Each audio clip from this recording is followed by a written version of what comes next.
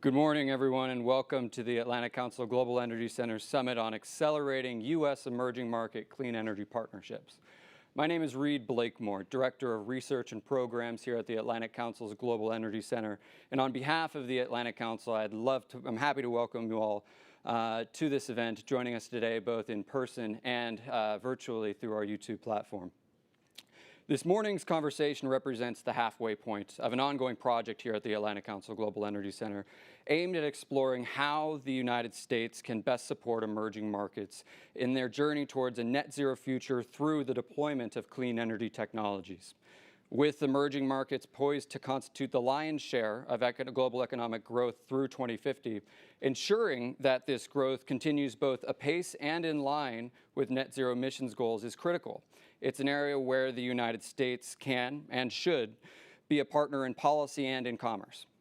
With that in mind, and in partnership with colleagues at the U.S. Department of State and Boston Consulting Group, the Atlantic Council Global Energy Center has been coordinating a study of where the U.S. private sector can best add value to energy transitions in several key emerging markets.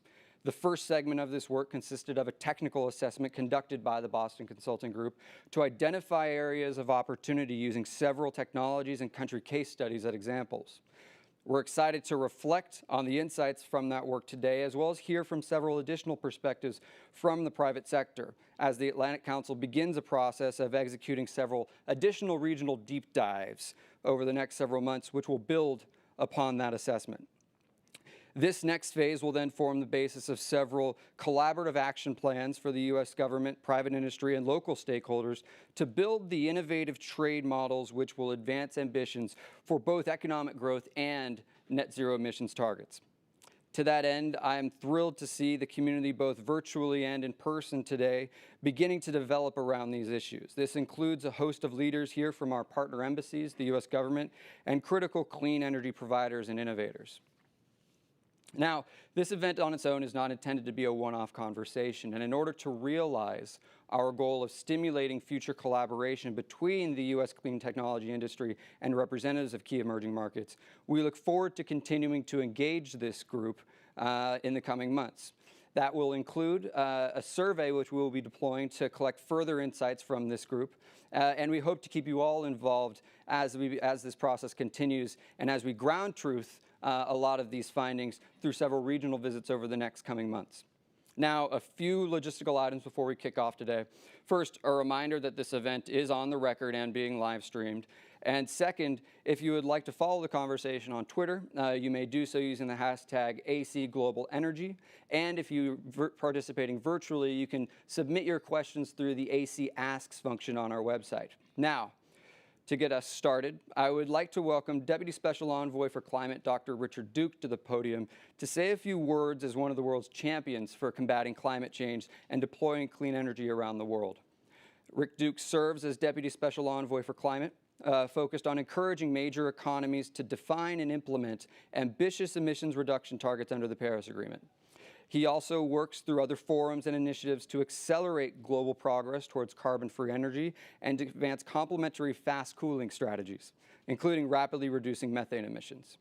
Previously, he was a consultant and a senior fellow at the Brookings Institution. He also served as special assistant to President Obama and helped to craft and implement the Climate Action Plan. He also served as Deputy Assistant Secretary at DOE and worked at NRDC and McKinsey. He holds a PhD from Princeton. He's one of the nation's best and brightest as we work to meet the challenge of the Paris Agreement targets. It's a true honor to have him here today to commence today's discussion. And on behalf of the Atlantic Council, I'd like to thank Dr. Duke for the fantastic partnership we have had with his colleagues in the State Department and the rest of the USG on this project. So, without further ado, please join me in welcoming Deputy Special Envoy for Climate, Dr. Richard Duke.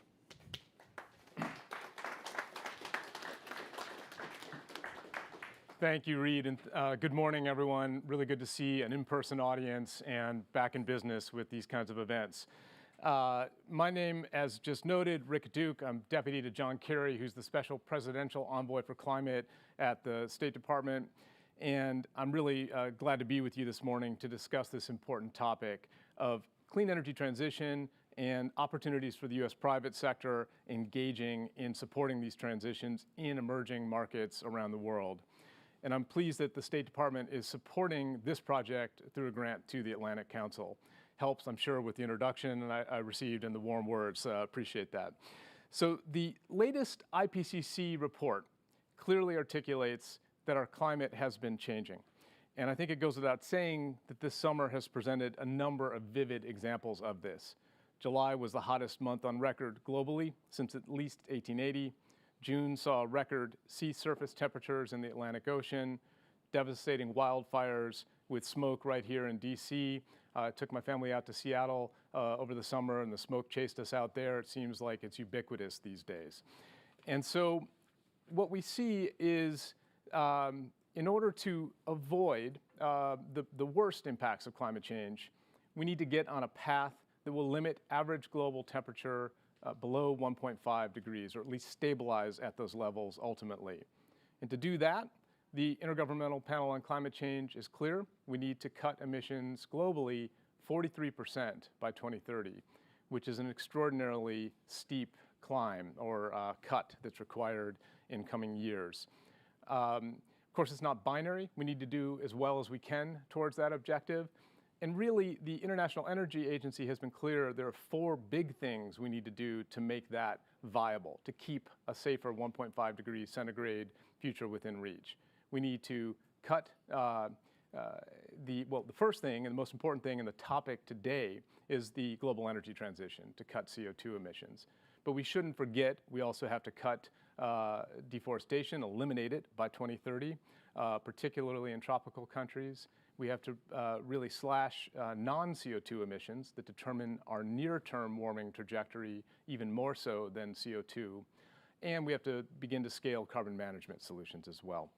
But the most important prime mover is really the energy transition on a global scale.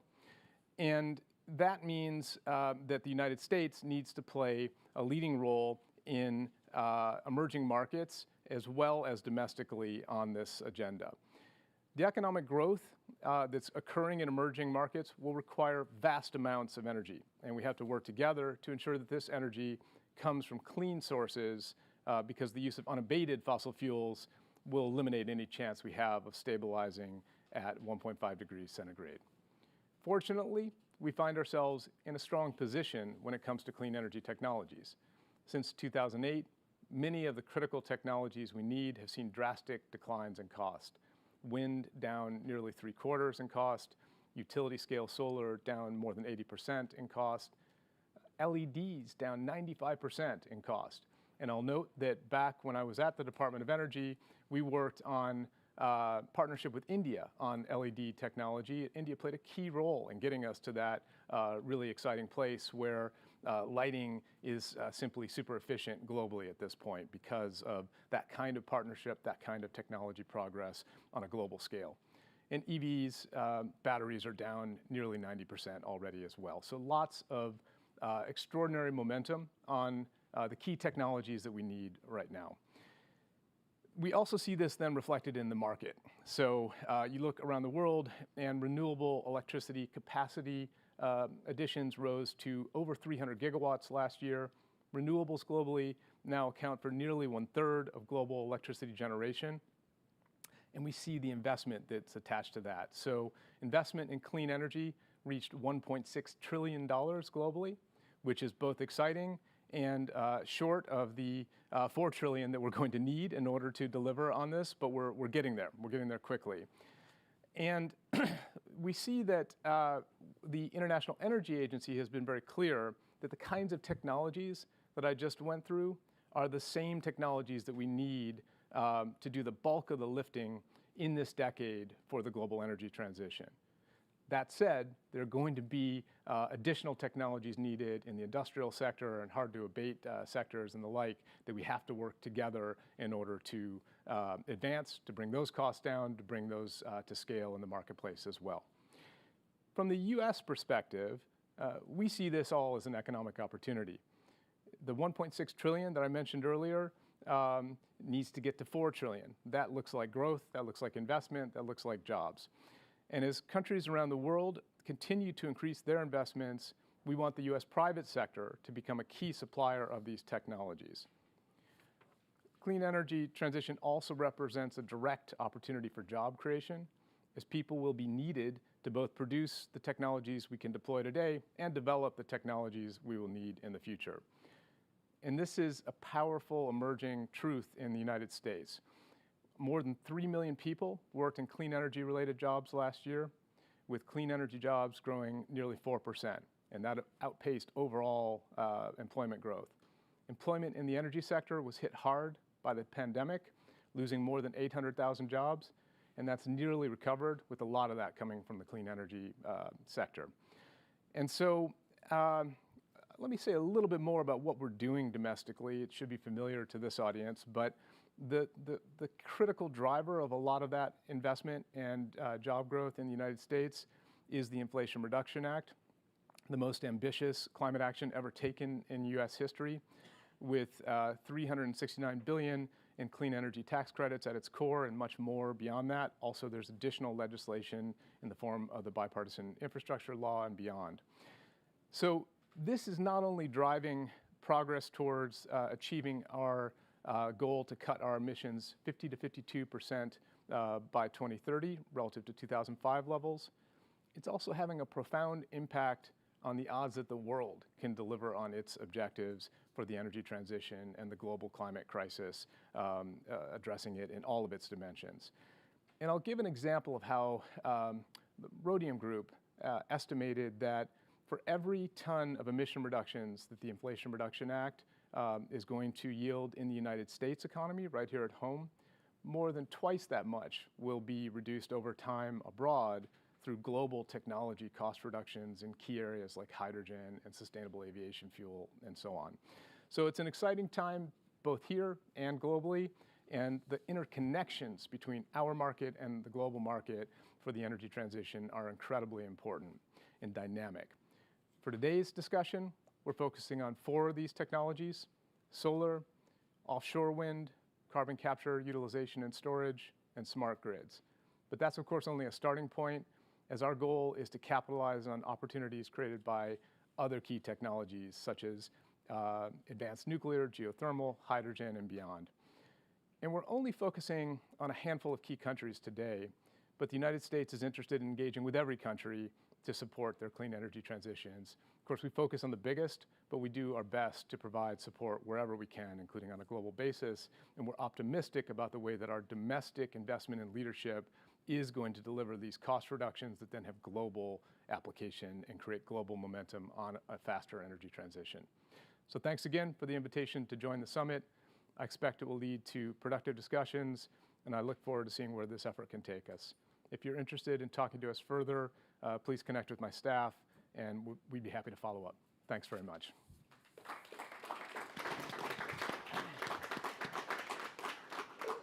Thank you, Dr. Duke. It's always, again, I mentioned this during my welcome, it's heartening to hear the level of commitment from Special Envoy Kerry's office on these issues, the amount of focus, particularly in a critical year for climate action, is absolutely necessary. And that transition us well to our panel today, which I'm absolutely thrilled to introduce. It's consisting of clean energy experts and industry leaders. Starting from my far left, we have Kelly Speaks-Bachman, the Executive Vice President for Public Affairs at Invenergy. Kelly leads Invenergy's communications, government affairs, and marketing activities, and also most recently served as Acting Assistant Secretary and Principal Deputy Assistant Secretary for the Office of Energy Efficiency and Renewable Energy at DOE. We're joined by Dr. Gavin Towler, who is the Corporate Vice President and Chief Scientist for Sustainable Technologies at Honeywell, who has broad technical accountability across Honeywell for driving thought leadership, but also enabling the various sustainable technologies that Honeywell is deploying into the field. And then finally, we're joined by Tina Zuzek-Arden, Managing Director and Partner in the Washington, D.C. office at Boston Consulting Group. Boston Consulting Group obviously being a fulcrum partner in the effort that we're talking about today. Tina is a global leader for BCG in climate and energy in the public sector, and she drives work around mitigation and adaptation with clients in the U.S. federal government as well as some of the United States' largest public utilities. And I think Tina, I'll start with you. I know as we discussed, we're here today working off of an incredibly robust technical assessment that was conducted by BCG over a 6-month period. I'd love for us to kick off by learning from you some of the key insights that you've found through that study, and allow that to form the basis for the rest of our discussion today. Great. No, happy to do so, and thank you so much for having us here. So the genesis of this actually originated with a report BCG wrote last year around U.S. clean energy technology competitiveness. So what are, across 10 of the most promising clean energy technologies, where can the U.S. play in those value chains and drive economic development, jobs in the United States and compete there? What we did for this particular effort then is to take a slightly different lens, not just what is good for the United States, but how do we look at 10 of the most impactful countries around the world, so across Latin America, South and Southeast Asia, and Sub-Saharan Africa.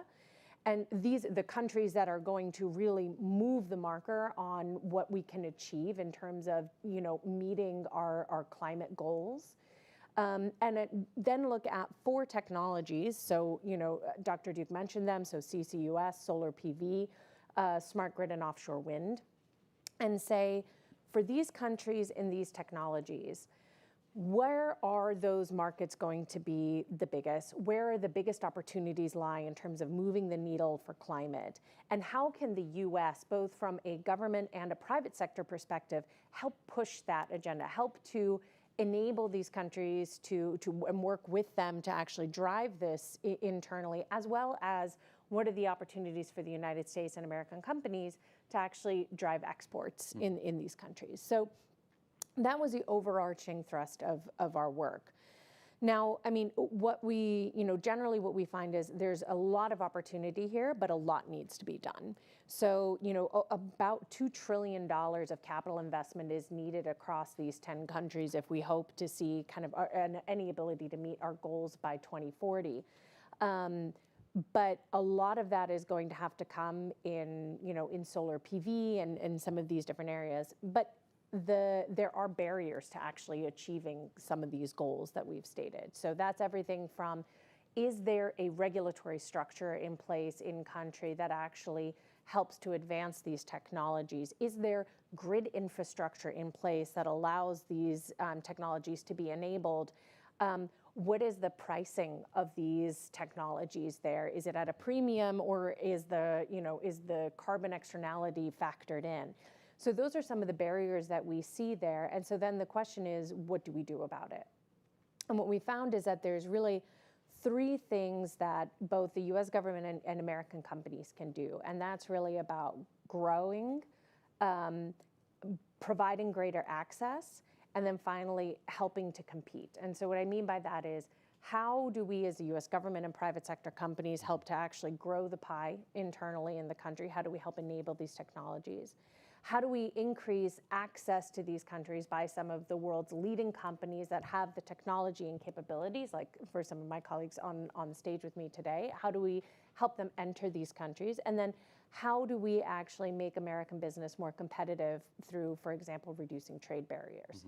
So that was the thrust of the report that we looked at, and I'm sure we'll go into a lot more detail today. Absolutely, and I think I want to dive into those 3 kind of questions that you just outlined further on in the panel. But I want to kind of now move towards our industry representatives here and the leadership we have on stage with us to that end.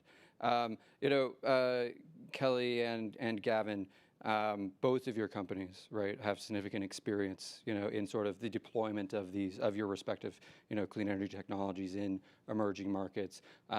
Both the set that we're talking about through this project, but also more broadly, right?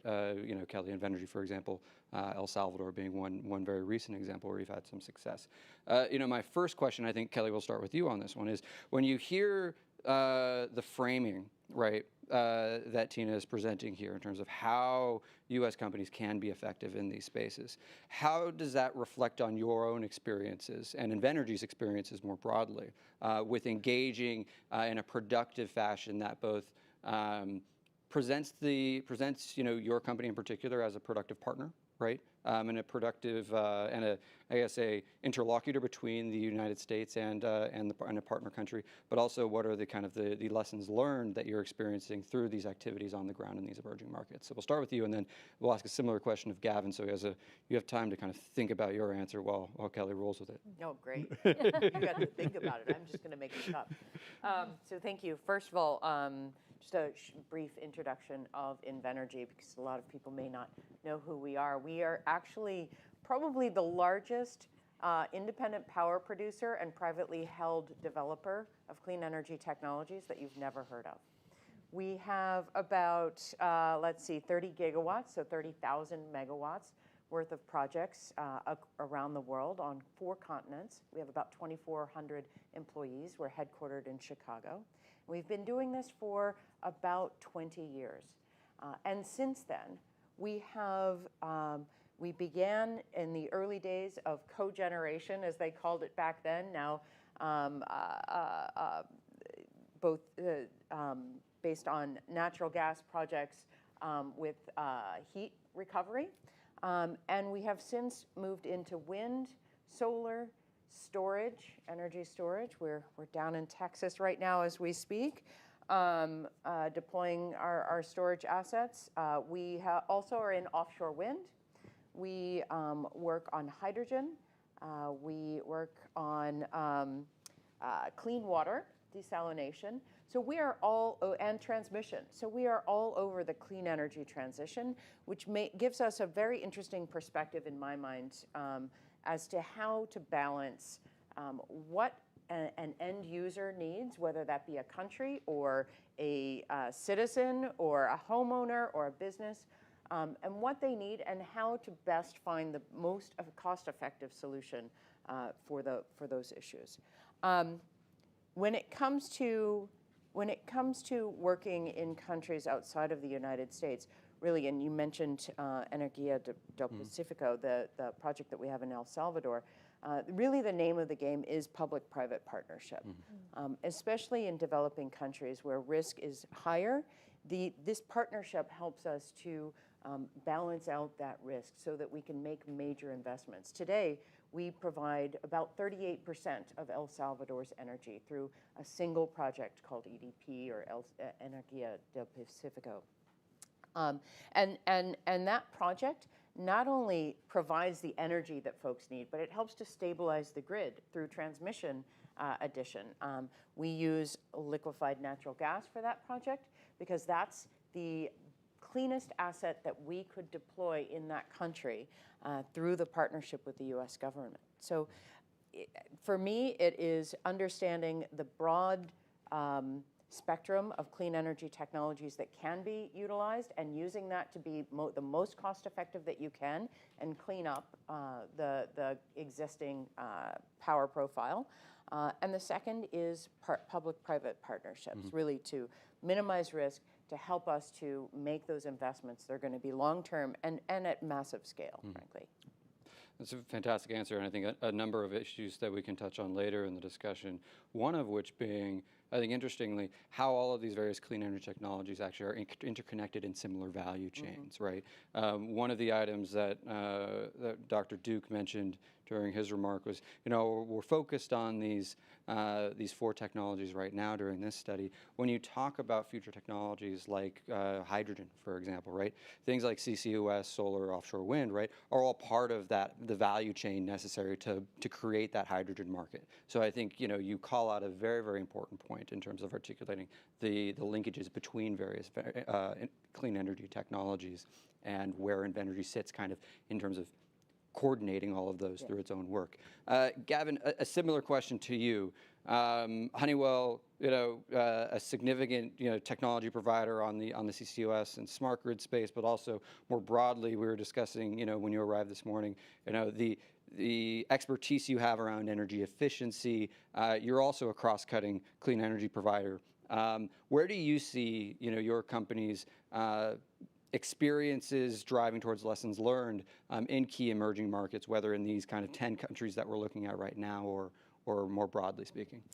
Yeah, so for those not familiar with Honeywell, obviously we're a systems automation data company, right? So we generally design things that sense things, measure things, control things, and automate things.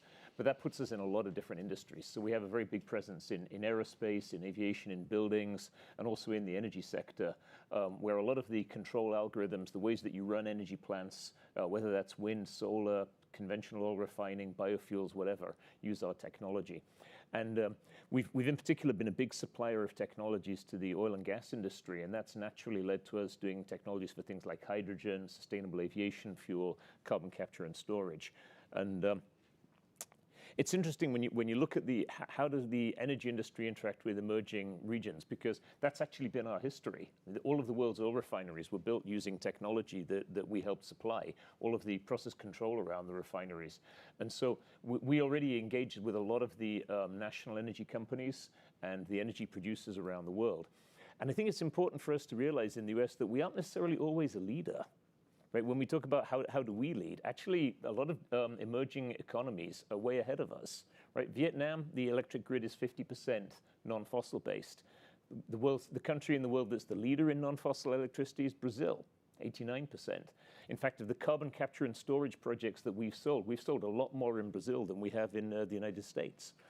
So the emerging economies actually can be big leaders in this space, and it's really critical for this to be a partnership, right? A lot of US companies and the US government can help to build more partnerships, exactly as Kelly was saying, right? To bring the best technology, but don't expect that we're coming in and telling other people this is how we do it. Mm-hmm. Actually, a lot of the time we learn, and we've taken some of our best ideas on things like building energy efficiency have come out of our team in India, where they have a lot of very strong traditional ideas around building energy use that can be leveraged alongside things like advanced HVAC systems and low global warming refrigerants and LED lighting and so on to make for a much lower building energy footprint. Mm-hmm. Wonderful. And I think, so Tina, turning back to you, I think between Kelly and Gavin, we've added some really strong color to the outline that you've described in regards to the technical assessment. So I want to, the one big item that sticks out from what Kelly and Gavin have both said here is this notion of partnership, right?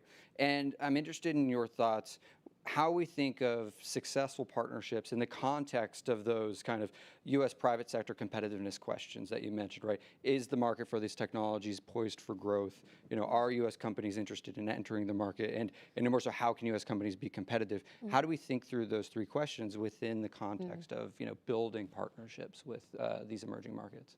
Yeah, I mean, on the first question of grow, I think there is both a question of how U.S. companies and the U.S. government can work together to actually advocate for different regulatory schemes and policies that would actually help to grow the market in some of these countries and remove barriers. That can be everything from, much more broad stuff to detailed things like changing liability laws that would impact, long-term CCUS storage, right, in a certain country.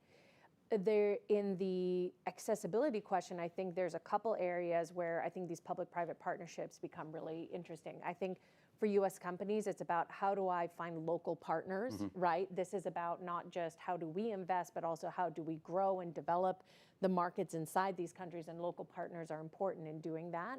They know the market better than we do. They understand the country, the dynamics. So that's one. And then the other one on the accessibility, I think, is again, that you need partnerships and ways of thinking about it is in blended finance, right? Is how do we de-risk some of these investments in a way that bring different parts of the capital stack together. And then finally on competitiveness, some of this I think is what can the US government do, but then also what can, US companies do to actually help to change some of the, say, tariff regimes in countries where we are trying to enter. For example, how you classify generating equipment is going to have an impact on whether or not we're allowed to bring in wind turbines, right? So I think that's important. And then the other thing is also where the US and US companies choose to play. Like, let's be honest with ourselves, maybe solar panels are not going to be our biggest export to some of these. We may have ceded some of that ownership to China or, Germany, but where else in the value chain can we play? How do we think about this in terms of EPC, project development? How do we think about, software and services like that. And so after we break it down to the different value chain components too, then I think it's easier to see exactly which specific actions we can take in concert with both local partners and with the US government that are going to have an impact. I think this idea of where in the value chain we can play is, with regard to policy, is increasingly important, particularly as I think more broadly across I guess the macro energy transition space. You see kind of these interesting elements around protectionism as countries look to reasonably sort of secure the economic opportunities of energy transition as they kind of build these new energy systems from the ground up. But with regard to building these energy systems from the ground up, you know, Kelly, I might ask you a specific question that takes advantage of your previous experience at DOE, right? Which is related to, you know, the ability and capacity of regional and local electricity grids to respond to the deployment of these technologies locally, right? You know, it's a critical piece of the equation as emerging markets look to expand the role of clean energy technologies and deploy and advance their clean energy targets. You know, what are the lessons, some of the lessons learned you've seen, both from in regard to this issue, both from your time at DOE, but also, you know, how Invenergy has kind of applied these lessons to better deploy renewable energy technologies in emerging markets? Well, that's a great question. Thank you. I think to start off with, I would say from my DOE experience, we talk about local partnerships. Tina, I really appreciated your remarks. And I think when I think of local partnerships, this is something that we focused on very much at Department of Energy, is how are these clean energy technologies impacting people and improving their lives? So I'll go to the very micro, very hyper-local perspective of making sure that we are thinking of the people who are impacted by the projects that we are developing, whether that be domestic or whether that be in developing nations or elsewhere abroad. And so what that means, both from the DOE perspective and from our perspective at Invenergy, is really engaging local communities as we develop projects, as we look at research priorities to make sure that we're changing people's lives for the better. And that means, frankly, figuring out what they need, figuring out what they want and what they don't want, and contributing to the local economy with economic development, with development of workforce so that they can work at these jobs, making sure that we are hiring locally as well as we possibly can. So, for example, again, the EDP project, about 70% of the employees during construction, and there were about 2,000 of them, were Salvadorans. So making sure that we're impacting these local communities in a positive way is really incredibly important. And you wouldn't think of that if you're thinking about research and development. But if you're not thinking of the end recipient of these technologies, then you're doing it for naught, and you're leaving folks behind, which is not something that we want to do.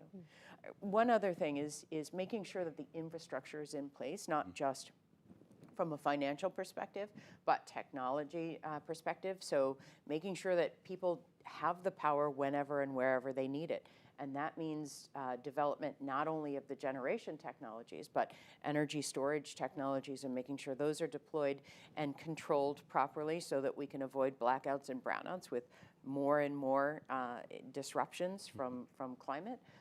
And it also means building out transmission where it's necessary, building more efficient transmission so we're not losing 70% of the power that we're generating. Let's minimize that and then thus bring down costs and impact local communities. Gavin, I want to give you the opportunity to build on some of the comments you made earlier with regard to CCUS in particular, which is an area where it's one of the 4 technologies specifically that we're looking at through this project. It's an area where, you know, the U.S., at least as an innovator, was a bit of a first mover. So to one of Tina's points, it's an area where we can be incredibly competitive as a technology provider. And to your point, it's an example of a technology where there is significant demand in a number of these emerging market contexts, both. And so you specifically mentioned Brazil and Vietnam, but I find that as we look towards the range of countries that still rely on fossil fuels as sources of firm power. CCUS is only going to grow in importance, and I think this is one of the points that Fatih Birol over at IEA makes regularly.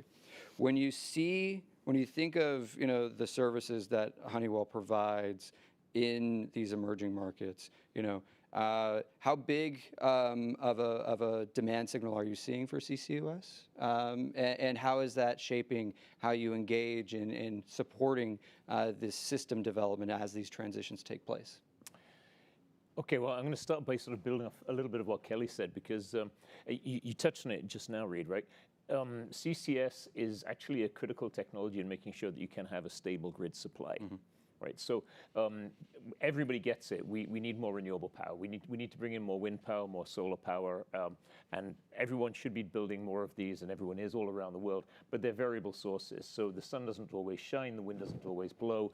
You've got to have firm power for times when wind and solar aren't available. And you can do that in a number of ways. You could overbuild the amount of wind and solar power, and then put in a lot more regional transmission and distribution. And by doing that, you'd be able to move power from one region to another and compensate for daily variations and things like that. But that's an expensive overbuild, right?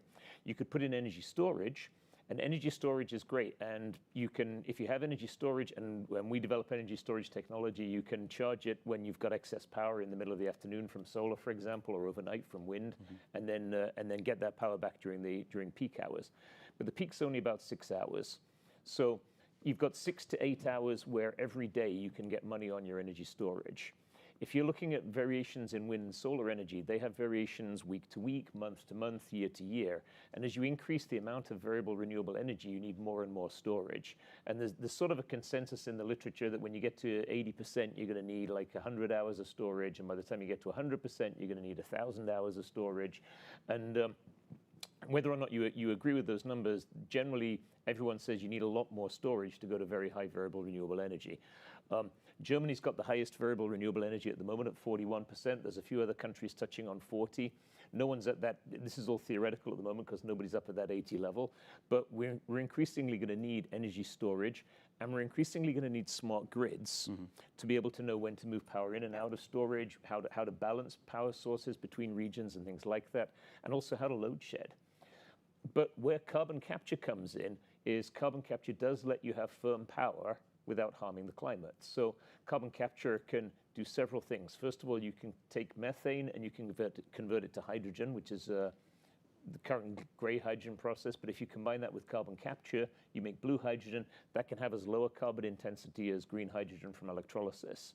So as an example, we're working a project with ExxonMobil in Baytown, which is going to have 98% of the CO2 is going to be captured and put back in the ground. Carbon capture can combine with natural gas, so you can use existing natural gas turbines. And in fact, for energy storage, the US is a good example. We at the moment have massive energy storage.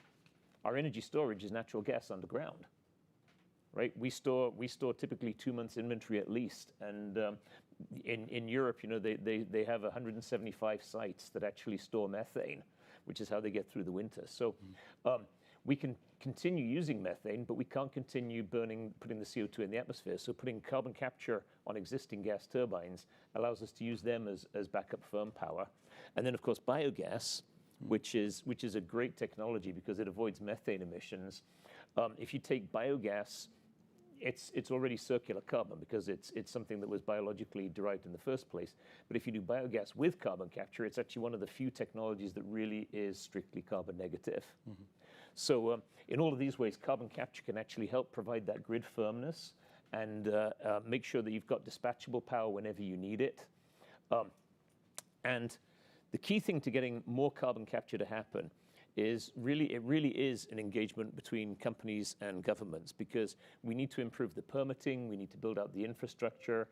You can actually drill down most places in the world and find a place where you can put CO2 safely, right?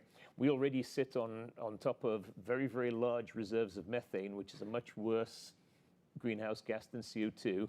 It's obviously flammable. CO2 is not flammable, so there's a much greater hazard from all the methane that's under the ground. So people have got to get used to accepting the idea of it's perfectly okay to put CO2 back in those same reservoirs, cap them off, and seal it. And so we need to be better at permitting, at building out the infrastructure, and really demonstrating the safety of carbon capture and sequestration so that we can put much more reliance on this technology. Absolutely. I want to open the floor both here in person and for our virtual audience to ask questions.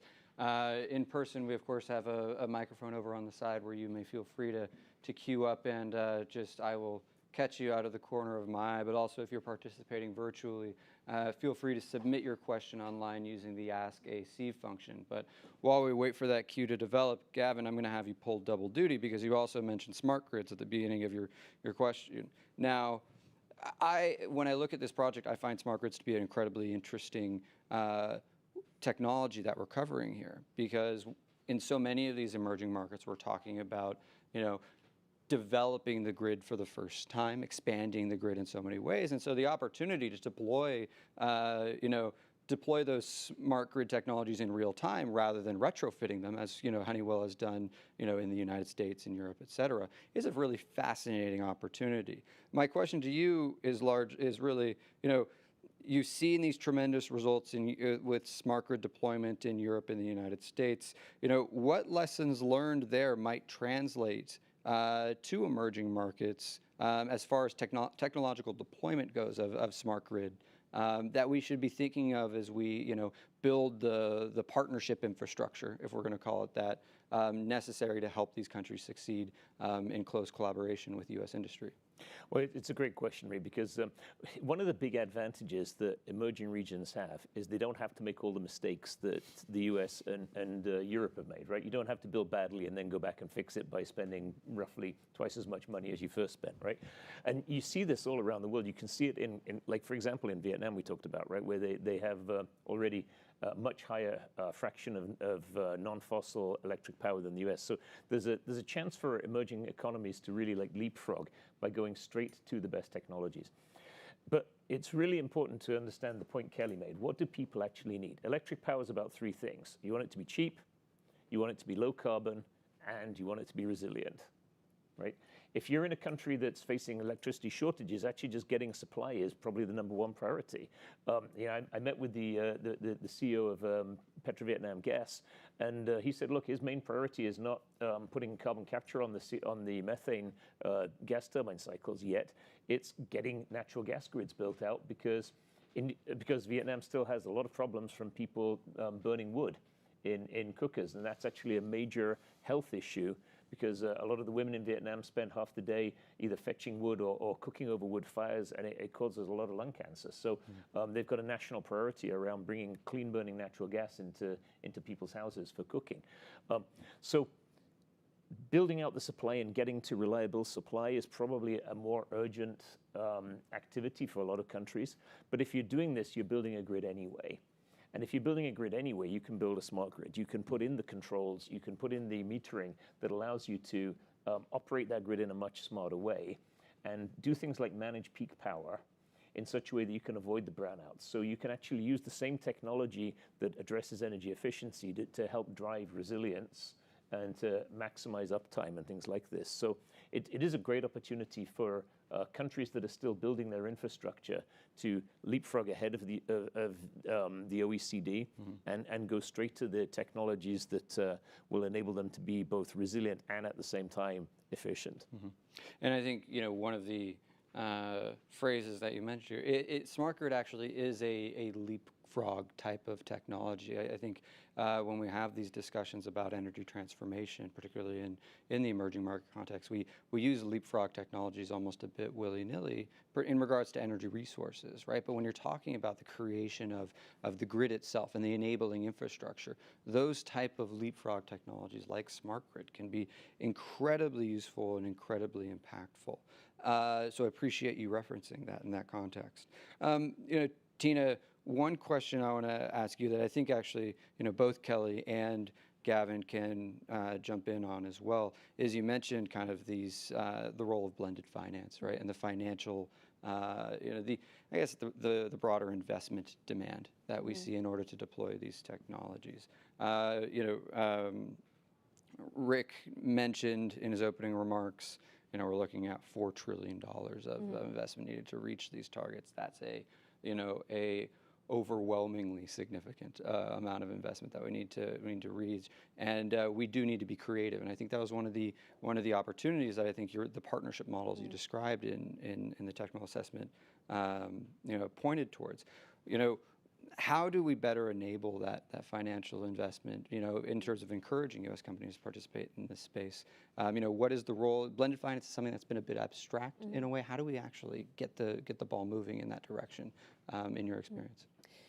I mean, well, one thing I think it's worth emphasizing is that why it's so important that we're doing this. Like developing countries, if we help them to meet their pledges by 2040, that actually has 2x the impact than if we help developed countries meet their pledges. It's actually a massive impact, and so it matters. And so of the 10 countries that we looked at here, I think I mentioned this statistic earlier, that we're looking at about $2 trillion in capital investment that is needed to get them to, to their goals by 2040.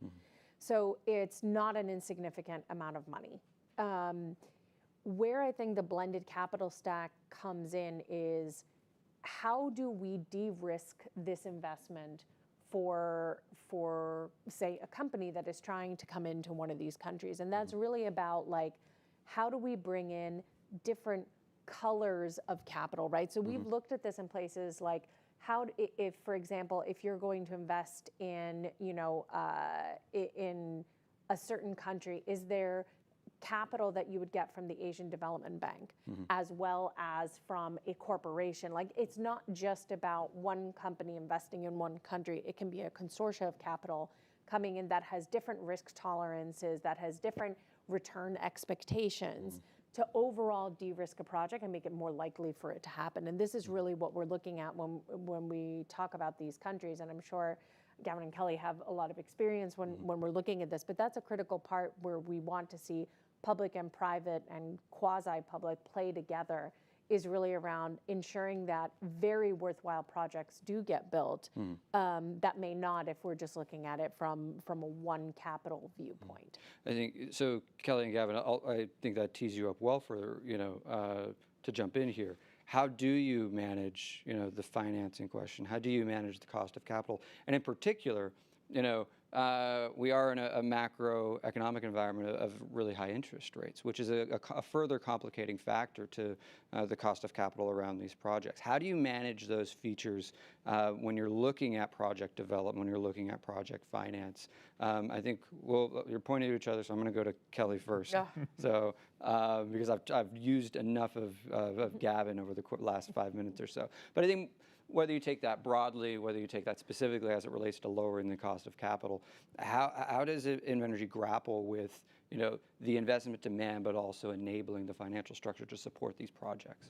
Well, again, I'll go back to the common theme here of partnerships, and it is diversifying that risk and sharing it. I love the consortium idea of multiple companies coming into a country together and working with government to help offset the risk so that companies understand how to manage risk and how to minimize their cost of capital, but to be able to work through the unknowns. And for example, again, with EDP project, we built that in 2019 and 2020. So right in the midst of COVID hitting. And that was a risk that cost us, but we kept within 4 months of being able to deliver that project. We were a little bit late on that, but not bad seeing as the entire world shut down. And being able to manage through that in partnership with not only the US government, but the Salvadoran people was just really one of the things that helped get us through that. And we can't do it without being in country and knowing the local country and government, and being able to work through specific unforeseen risks with that government to be able to make adjustments along the way. So we have to be flexible, really. Gavin, is a same question to you in regards to this financing question and issue of blended finance in a high cost of capital environment. Yeah, I mean, I think it's critical. It is really important for everyone to understand the scale of investments that are needed, right? When we talk about we're spending $1.5 trillion and it's not enough. Yeah. It needs to be $4 trillion. right? That the kind of money that's got to go into the energy transition is enormous. And people in the energy industry always throw this out and say, look, this is not something you just turn up and say, okay, yeah, I'm ready to become a clean energy company. You've got to be able to raise the money. It really does require industry to come together. It requires finance, commerce, other groups in government that can help with loans, with loan guarantees, green bonds. All of these things have to play a role because all of them are part of, are necessary because of the scale of the investment. We do have an in-person question, so I want to turn to our colleague here. I think the mic should be on and ready to go. Just please introduce yourself. Good morning, everybody. My name is Owarabile, and I'm with the Embassy of South Africa here in Washington, D.C. Just a few questions and maybe some observations. Starting with Kelly. It was interesting that you mentioned developments in Texas. I was there early this year for the OTC. I would wonder what is going to be the future of the OTC in view of where things are going about energy. Will we still see people who are talking about drilling for oil and gas, or will it shift completely to the renewables? I don't know. You could tell me. You are the industry expert. Transition is important for the international community, but I think, and I may be wrong here, but coming from what is now called an emerging market, it sounds very fancy when you watch it on Bloomberg and everywhere else. But our reality is that we are countries representing millions of people who are still living in poverty. Now, decades ago, we were talking about the MDGs, and then that was succeeded by the SDGs. My appeal is that all of these things that are happening should not leave the millions of the people in the developing world to face more or increased poverty, because we need to make this shift. Not everyone in the developing world has the skills now to be part of this transition. How do we ensure that obligations of government, yes, accommodate the transition, but do not leave their people behind? Because when that happens, I don't know who's going to protect your investments, because the people are going to lose their jobs, their livelihoods. So you need a balance. When you strike that balance, you can talk about being sustainable in whatever you do. So I think when conversations take place in whatever boardroom about how you structure this finance and the frameworks, they must have the mind of the human being who's going to be impacted by all of this. So we need to have the heart of the people at mind, because otherwise we are talking about 2050, 2100, but when we get there and there are no people because they all starve to death, then I don't think we would have achieved a good thing. That would be my humble appeal. Thank you. Do you mind if I jump in on that? Yes. I'll actually just start with your second question, which I think is an excellent one, and it's such an important reminder that when we talk about the energy transition, what we need to talk about is a just energy transition.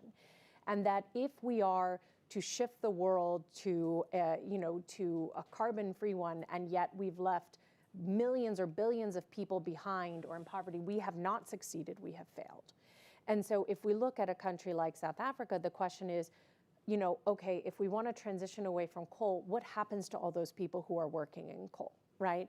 What kind of jobs do they have? Do they have the skills necessary to participate in a new economy? And we've looked at this in the United States too, right? If you were working at a gas plant and all of a sudden it's being supplanted by wind energy, but on a megawatt by megawatt basis, there aren't as many jobs, what do we do? And so I think this is a really important question, and I'm not even going to pretend that I have the full answer to it, but I think that any discussion here that talks about that transition without considering aspects like education, workforce development, and workforce development that goes beyond energy to energy, it's energy to a broader economic transition, is going to fail, because exactly for the reason that you described, that it will not have long-term support in not only in emerging markets, but even in the United States. It's something we need to consider, and I think it has to be top of mind for all of us as we go into this.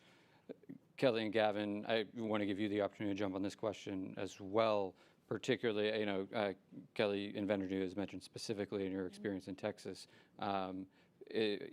but I also want to allow you the opportunity to think about this in this really important macro question of how do you enable, energy transition to align with sustainable economic development targets, to enable a just transition. Because I think, Tina, as you mentioned, if you don't deploy energy transition with those principles in mind, you actually, in a way, undermine the success of that transition by not facilitating the economic development and the popular support needed to, provide longevity to those projects in the first place. So how do you think about these issues around just energy transition? I am going to go to Gavin first, since I've gone to you first every single time. See, so this far. time I wanted it. Oh, so okay, then you go. No, Then you go. I'm Well, kidding. if you volunteer, I'll put you there. But, so we'll go to you, Kelly. Well, thank you.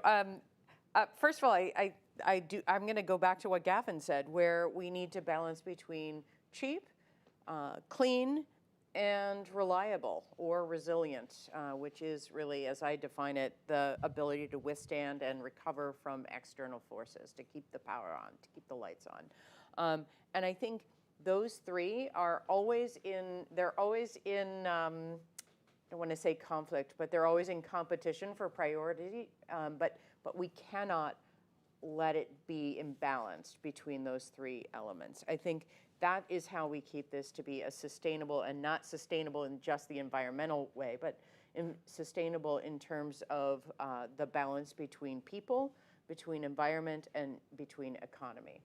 And so as we're thinking through how this works, we think of a just transition, and I'll just give an example. You think about geothermal, well, that takes drilling, like major geothermal, that takes drilling, and what a great way to transition workforce from oil and gas drilling in Texas to geothermal drilling where the resource exists. And so thinking about how you train people not only to slowly transition to cleaner energy, but how you transition entire communities. And it's only by keeping your eye on the micro, hyper-local interests in these projects that we're going to be able to continue in the United States to elect people who prioritize clean energy, so that, because we can't, divorce ourselves from the political influence, because if people aren't getting their power, or if it's too expensive, they're going to go back to the dirtier side, right? They're going to go back to the less clean power. And so it is a transition, and it takes time, and it's not always pretty, and it's not always a straight line. But it is something that we have to continue to keep our eye on in terms of balance. Mm-hmm. Gavin, any thoughts on this subject? Yeah, well, first of all, to me, sustainability is sustainable development, right? I've got my little UN SDGs button on here today. There is no sustainability that doesn't address the legitimate aspirations of the world's poor people, right? And there's no reason why people in Africa, in Southeast Asia, in South Asia shouldn't have the same lifestyles, the same access to education, to travel, to all of those things that people in the OECD have had, right? The global climate problem has been made largely by the OECD over history, and by the lifestyle that we've come to lead. And it's not about, okay, well, now we fix our problem and everybody else stays poor. That is not the answer. We have to actually find a way to give everybody else, to meet everybody else's legitimate aspirations for a healthy, good standard of living. But the interesting thing in the energy transition to me is that actually it changes the landscape a bit about where the energy resources are and which countries are well endowed with resources and which ones aren't, right? When you look at sites for wind, solar power, obviously solar power is more concentrated in equatorial regions where most of the people are. When you look at wind power, some of the countries that can be powerhouses in wind, Chile, Argentina, for example, right, have massively more potential for wind power than they can use. Namibia has enormous potential for solar and is looking at projects for taking that solar energy and converting it to hydrogen that they can then export. And in particular, biogas, when you look at the resources of waste biological material, well, the waste biological material, agricultural waste, is where the food is, and the food is where the people are. So Africa's got huge potential for biogas. India's got huge potential. The government of India has made a very, very smart move in requiring the refineries to, the SATAT program, right, where they require the refineries to source part of their fuel from biogas. That's going to build out a whole biogas infrastructure in India that's going to have a big impact on methane emissions, as well as, of course, energy self-reliance. So I think there's a lot of opportunities in emerging countries like I said at the beginning, not to follow what's happened in America, to lead. Right? Brazil's always been a pioneer in biofuels. Brazil's always been a pioneer in carbon capture and in hydropower. And it's surprising that some countries that you don't think of as being big energy powerhouses could actually be major suppliers of green electricity. Nepal, Paraguay, right? They're 100% renewable or 100% non-fossil because of their incredible hydropower resources. And this changes not just the energy landscape, it potentially changes a lot of other things as well. Because if you're a company and you manufacture something and you use electricity and you want to get to net zero, okay, put your plant where the grid is greener. Go where the grid is greener, right? If you move to a region that's got very high level of renewables, your carbon footprint drops. And it's very, very straightforward. It's as a tool for companies to get to net zero. Manufacturing in countries that already have a high proportion of renewable power is a great way to do it. Well, some of the countries that have the highest levels of renewable power are actually emerging economies, places like Nepal and Paraguay. So I think we're going to see a lot more development of all kinds following the countries that are taking the lead on getting to net zero fastest. And that creates a great opportunity for other countries to advance their development and really to transform their whole economy. Mm-hmm.